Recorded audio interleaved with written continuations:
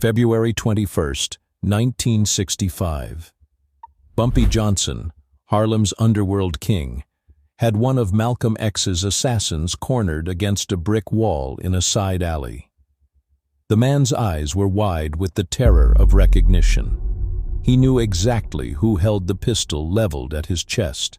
Bumpy's finger rested on the trigger, the weight of the piece a familiar promise of finality. The crowd's screams from inside were a distant echo.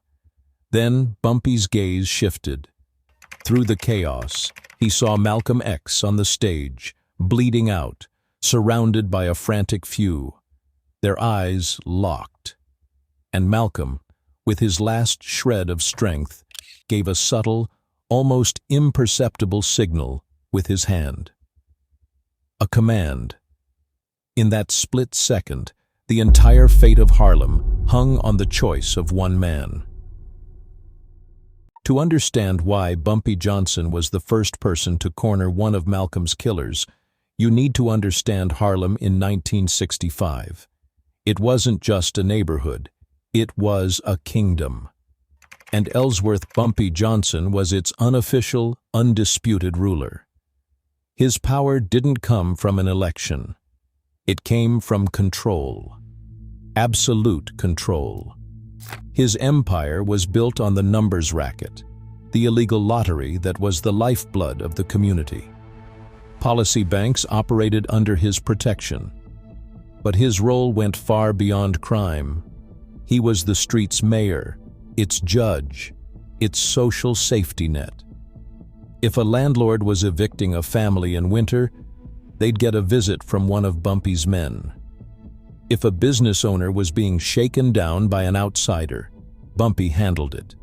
He settled disputes that the police wouldn't touch. He provided loans, arranged jobs, and kept a fragile, volatile peace. His reputation was a careful balance. He was known for brutal, efficient violence against those who crossed him. But he operated by a strict, old-world code of honor. Respect was everything. He protected his people from the chaos of the outside world and from the chaos within. This created an unspoken pact. Harlem was a sanctuary, and Bumpy was its guardian. The streets were his responsibility.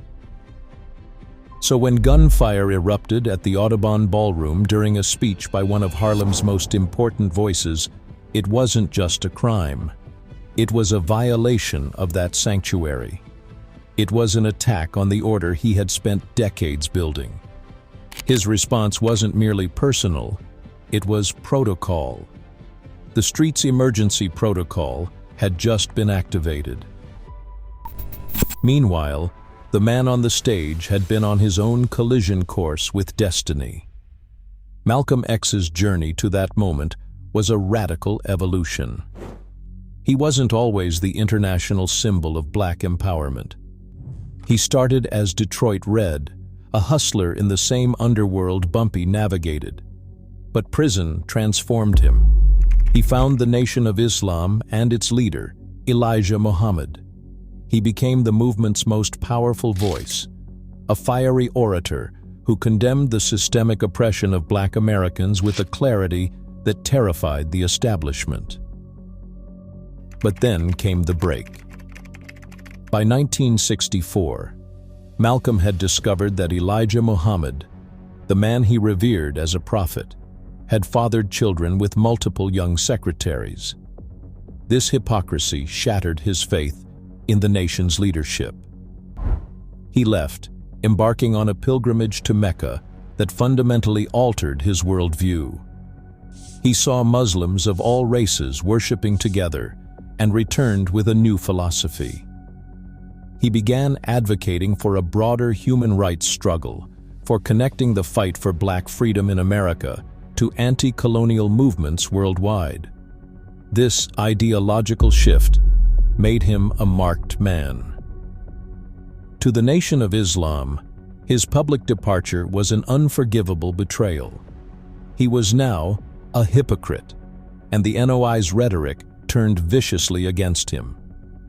Threats against his life became overt and constant. His home was firebombed just a week before the Audubon speech. He knew he was living on borrowed time.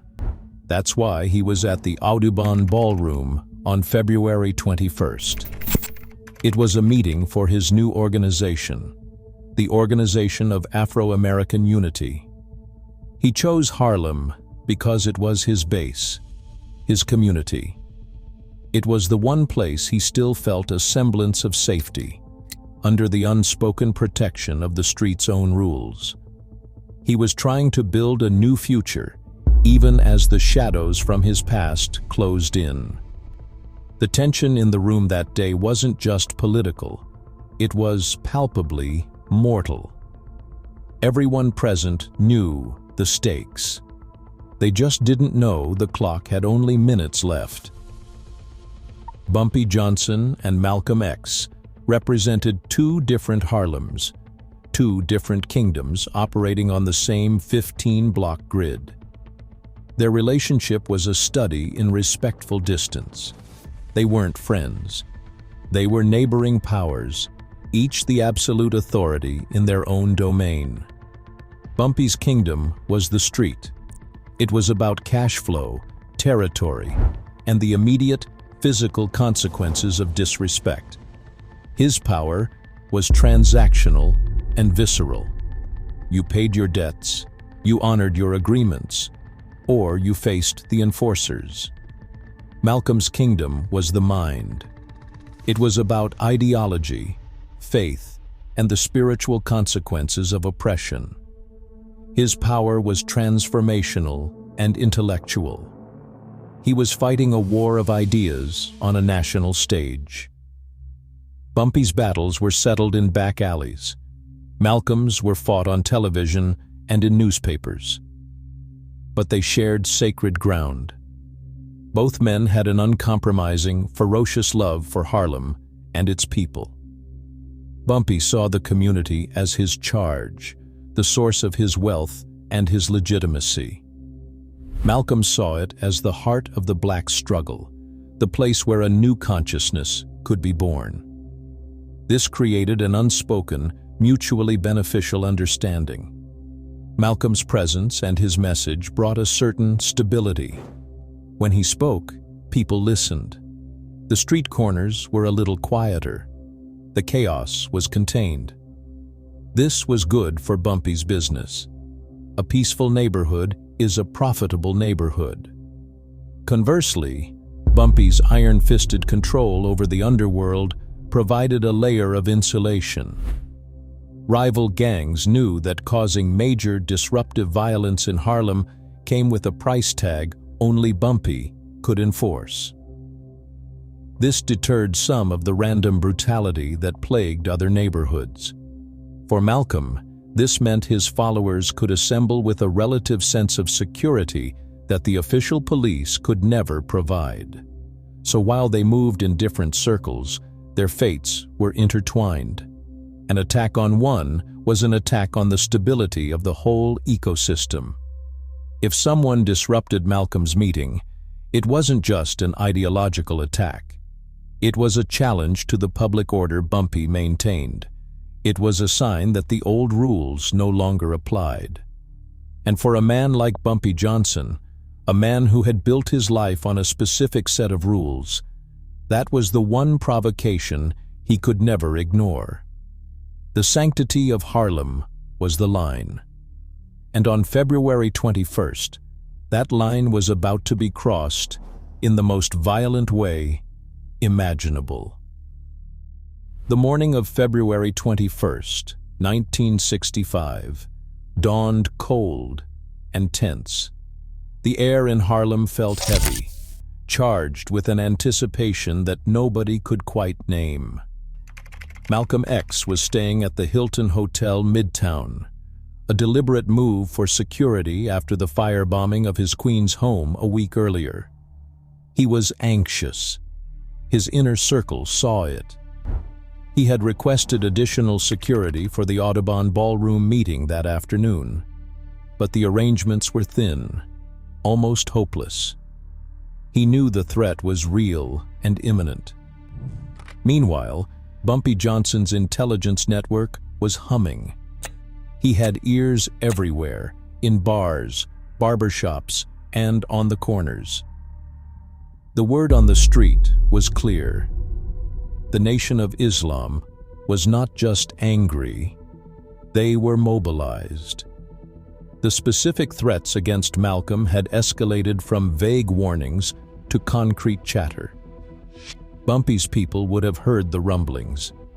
They knew the Audubon event was a potential flashpoint. But the exact time, the exact method, that intelligence was murky.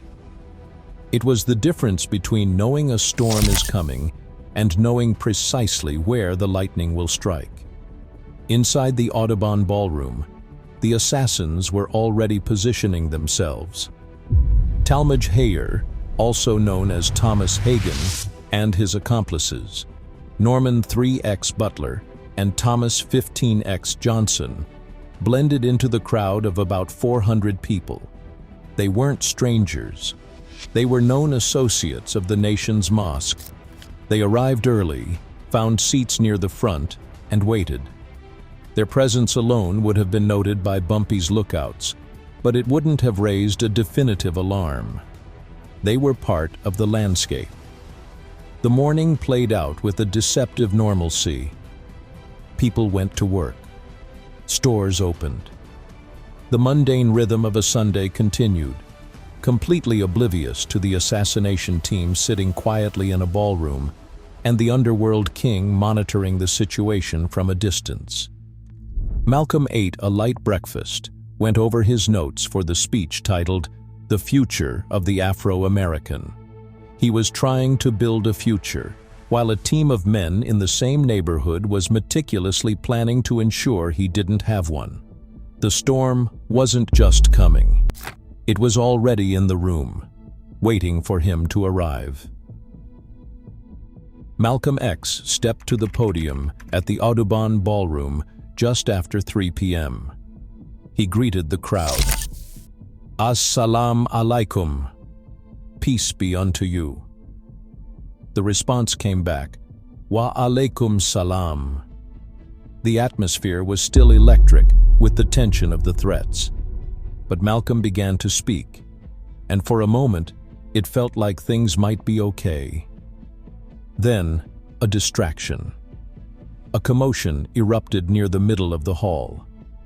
A man stood up, shouting, "Get your hand out of my pocket!"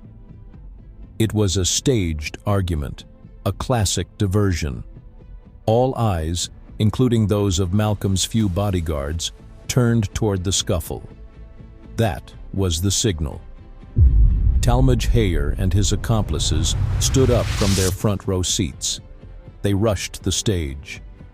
Hayer raised a sawed-off shotgun and fired. The blast tore into Malcolm's chest. The sound was enormous, a thunderclap inside the packed ballroom. Before the echo died, 2 more men fired pistols, hitting Malcolm another 16 times. He fell backward, clutching the lectern, which collapsed with him. The sound of those gunshots didn't just echo through the Audubon, they traveled through the very streets of Harlem like a shockwave. Chaos erupted instantly. People screamed, diving under chairs, scrambling for the exits. Smoke filled the air. Betty Shabazz, Malcolm's wife, who was there with their 4 children, screamed, "They're killing my husband!" The assassins tried to flee into the panicked crowd. In the confusion, Hayer was caught and beaten by a few brave audience members before he could escape. But the damage was done. The sanctity of the gathering, the fragile sense of security, was shattered. The calculated public execution was complete. The message was sent. No one was safe, not even Harlem's most prominent voice. And that message was received instantly by the one man whose job it was to keep Harlem safe. The news traveled to Bumpy Johnson at the speed of a panicked runner. One of his lookouts, stationed near the Autobahn, didn't wait to see the full aftermath. The moment the gunfire erupted, he ran. His only job was to get to Bumpy. The message was simple and urgent. Something has happened at the Autobahn. Shooting. It's Malcolm. For Bumpy, this wasn't a news bulletin. It was a direct challenge. This was a breach of the most fundamental rule. Violence of this magnitude, this public, this brazen, on his turf, against a figure of that stature, was an act of war. He didn't hesitate. This wasn't a business decision about rival gangs or territory disputes. This was about the integrity of his entire operation. He immediately mobilized his most trusted enforcers. The order wasn't complex. Secure the area, identify the shooters. The calculation of retaliation began the moment he started moving. While regular citizens were fleeing the chaos, Bumpy and his men were moving toward it. They weren't going as spectators. They were going as the first and most effective responders to a crisis the police couldn't possibly understand in time. They arrived at a scene of utter pandemonium. The Autobahn was surrounded by a screaming, hysterical crowd. Police cars were just beginning to arrive, their sirens adding to the noise, the officers struggling to push through the throng of people. Bumpy's advantage was his network. His men knew the back alleys, the side exits, the routes a fleeing man would take.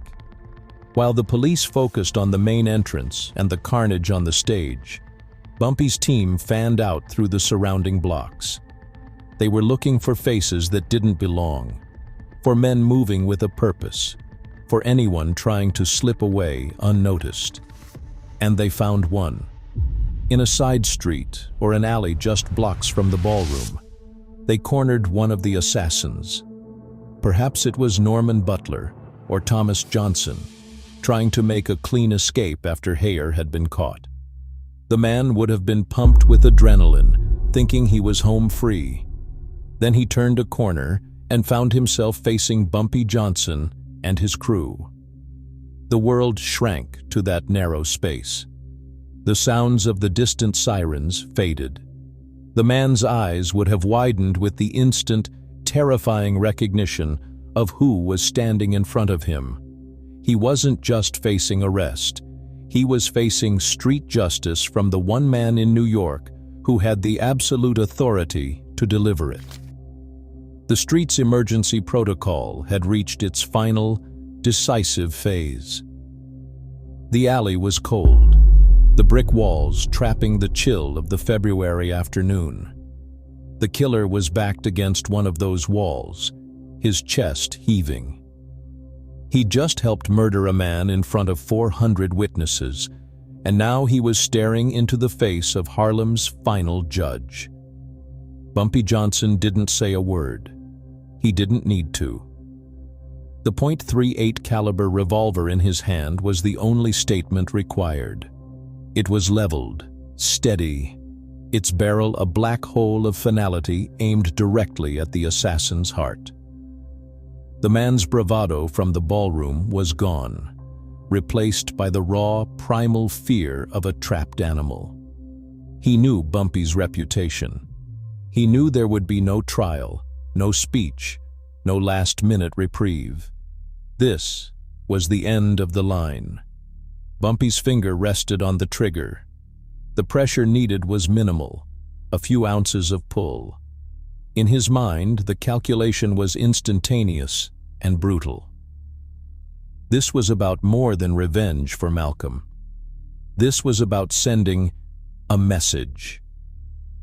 If you could walk into the heart of Harlem and execute a man like Malcolm X in broad daylight, then no one was safe.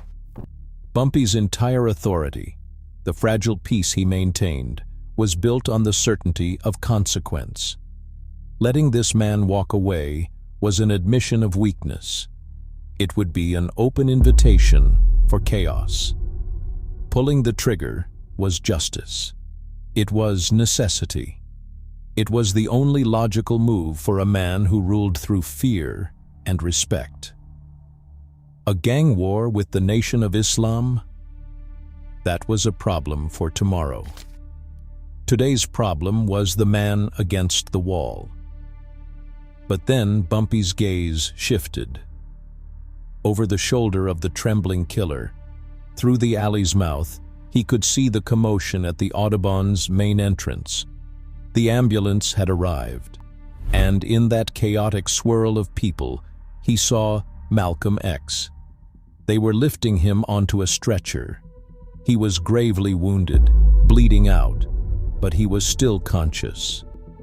And in that moment, Malcolm's head turned. His eyes, clouded with pain, scanned the periphery, and they locked directly with Bumpy's. It was a connection that transcended the distance, the noise, the chaos. Two kings of two different Harlem kingdoms, meeting one last time at the intersection of violence and fate. The gun was still raised. The killer was still waiting to die. And everything hung on the silent communication passing between a dying man and the one holding the power of life and death. The look wasn't a plea for help. Malcolm X knew he was beyond saving. The bullets had done their work. This was something else. This was a final, conscious act of leadership. With an immense effort, fighting against the shock and the blood loss, Malcolm moved his hand. It wasn't a wave. It wasn't a dramatic gesture. It was subtle, almost imperceptible to anyone but Bumpy. A slight downward motion of his palm. A clear, unmistakable command. Stand down. The meaning was as profound as it was shocking. In his last moments, Malcolm was not asking for vengeance. He was commanding peace. "Do not start this war," the signal said. "Do not spill more blood in my name. Do not let Harlem burn because of me." He knew exactly what would happen if Bumpy pulled that trigger. It wouldn't be a single death. It would be the first shot in a bloody, all-out war between Bumpy's organization and the Nation of Islam. The streets he loved would become a battlefield. Innocent people, the very community both men had fought to protect in their own ways, would be caught in the crossfire. The assassination was a tragedy. The retaliation would be a catastrophe. For Bumpy, the weight of that command was immense. It crashed against every instinct he possessed. His entire life's code was built on an eye for an eye. Respect was earned through strength, and strength was demonstrated through decisive, violent action. To lower the gun was to show weakness. It was to let a profound insult against Harlem go unanswered. The internal conflict must have been volcanic. The part of him that was the ruthless gangster screamed for justice. The part of him that was the protector of Harlem, the man who understood the bigger picture, heard Malcolm's silent plea. This was the ultimate test of his power. Was true power the ability to destroy your enemy? Or was it the wisdom to know when destruction would only lead to greater ruin? Malcolm, with his final breath, was advocating for a higher strategy. He was betting that Bumpy could see beyond the immediate satisfaction of revenge and understand the long-term cost. The killer against the wall was just a pawn. The real game was for the soul of Harlem itself. Bumpy Johnson's finger eased off the trigger. The movement was almost imperceptible, a relaxation of tension that spoke volumes. He didn't holster the weapon with a flourish. He simply lowered it, letting his arm fall to his side. The promise of immediate death that had filled the alley evaporated. The killer, still pressed against the brick wall, couldn't believe it. He was expecting the finality of a gunshot. Instead, he got a reprieve he didn't understand. He didn't wait for an explanation. The moment Bumpy's men shifted their stance, creating the slightest opening, the assassin bolted. He scrambled past them and disappeared around the corner, his footsteps echoing, his life spared by a decision he would never comprehend. Bumpy's role instantly transformed. He was no longer the avenger. He was once again the protector. He turned his back on the empty alley and moved toward the real crisis. His focus shifted to securing the scene for Malcolm's family. He directed his men to help control the crowd, to keep the gawkers and the chaos back, to create a buffer around Betty Shabazz and her children. This was damage control on a massive scale. The police were now swarming, finally establishing a perimeter, but they were outsiders. Bumpy's presence brought a different kind of order, a street-level authority that the cops could never muster. He was managing the aftermath of a catastrophe on his turf. The strategic genius of his decision began to reveal itself immediately. By not pulling the trigger, he had avoided the obvious, bloody path. A war with the Nation of Islam would have been a disaster. It would have been a street war with no clear front lines, fought in the neighborhoods, devastating the very community he was sworn to protect. The police would have cracked down indiscriminately. Businesses would have shuttered. Innocent people would have been caught in the crossfire. His own organization would have been exposed and vulnerable. Instead of starting that fire, he chose to contain the one that had already been lit. He surrendered the immediate satisfaction of revenge for the long-term stability of Harlem. It was the coldest, most calculated decision of his life, and it was made in the space of a single, silent look from a dying man.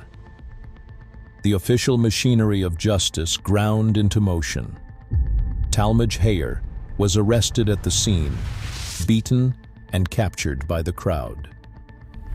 In the days that followed, Norman 3X, Butler and Thomas 15X Johnson were also arrested.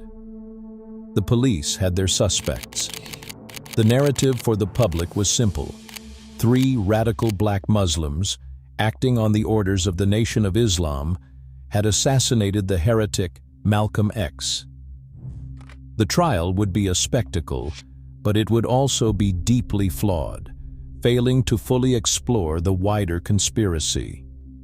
Questions about other shooters, about the NYPD's own knowledge of the threat, about the mysterious man in the front row who created the diversion.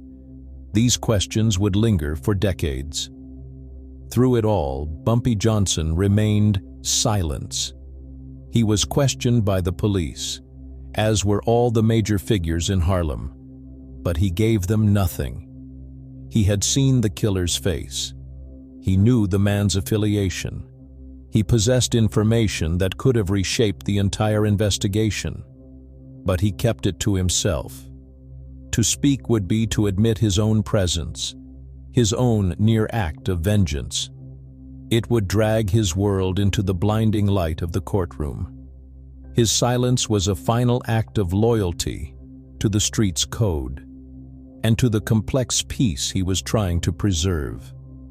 Harlem itself was plunged into turmoil. The community was grieving, angry, and looking for answers. The loss of Malcolm X created a massive vacuum of leadership and moral authority. In the bars and on the corners, people talked. They knew Bumpy had been there. They knew he had the power to retaliate. And when no retaliation came, the whispers started. Some saw it as weakness. They wondered if the old king had lost his nerve, if the man who built his reputation on fear was now afraid of a war. Others, the wiser heads, understood the profound restraint. They saw it not as cowardice, but as a chilling, strategic wisdom. They knew that a gang war would have destroyed Harlem, and that Bumpy, by swallowing his pride, had saved it from a fate worse than the assassination itself. But that decision also marked a turning point. The era of Bumpy's absolute control was beginning to end. The old order, where a single man could keep the peace through a combination of respect, fear, and a strict code, was showing its cracks. The world was changing. The civil rights movement was evolving into a more militant struggle. New, younger factions were emerging, less bound by the old rules. The power vacuum left by Malcolm's death would not be filled by another singular leader, like Bumpy. It would fracture. The unraveling had begun. The stability that had defined Harlem for over a decade was starting to come apart at the seams, and Bumpy Johnson's decision to lower his gun, while saving the neighborhood from immediate destruction, may have inadvertently accelerated the decline of his own kingdom. The rules of the game were changing, and the master of the old game was about to be left behind. The true historical irony is that Bumpy Johnson's moment of restraint, which some on the street perceived as weakness, may have saved countless lives. By not pulling the trigger, he prevented an all-out war between his organization and the Nation of Islam that would have turned Harlem's streets into a bloody battleground. The immediate, visceral desire for revenge would have satisfied a code, but it would have shattered a community. Instead, the violence ended with Malcolm X. The investigation, however flawed, proceeded through the courts. The unanswered questions about the full conspiracy behind the assassination, the identities of other possible gunmen, the role of outside agencies, the extent of the planning, would become a permanent stain on the historical record, a mystery that persists to this day. This event also marked the beginning of the end of Bumpy's era of control. The world was changing. The old model of a single, powerful figure maintaining order through a personal code was becoming obsolete. The militant energy that Malcolm had helped unleash couldn't be contained by one man's authority. New groups, with different ideologies and fewer compunctions about violence, were rising. The power vacuum created by Malcolm's death was never filled by a single successor, and Bumpy's influence began to gradually wane. His kingdom, built on a foundation of respect and fear, was slowly eroded by the very forces of chaos he had tried to hold back. The ultimate lesson in power from that day is that true strength is sometimes demonstrated not by the violence you commit, but by the violence you choose to avoid. It's the wisdom to see 3 moves ahead on the chessboard when everyone else is reacting to the last move. Bumpy Johnson, the ruthless gangster, made a decision that required a statesman's foresight. He prioritized the survival of his community over the satisfaction of his code. This story stands as the ultimate example of the complex, unspoken bond between 2 Harlem legends, the street king and the spiritual leader. It was a bond forged, not in friendship, but in a shared, desperate love for a place and its people, a bond that was ultimately sealed with a silent signal and a lowered gun. That single, silent moment in the chaos of the assassination defines Bumpy's legacy as something far more complex than just a gangster. It was the moment the protector chose peace over war. The echo of that signal is a permanent lesson on the price of power and the profound wisdom of restraint. If you want to understand the real stories behind the legends they don't teach you in school, smash that subscribe button. We're just getting started.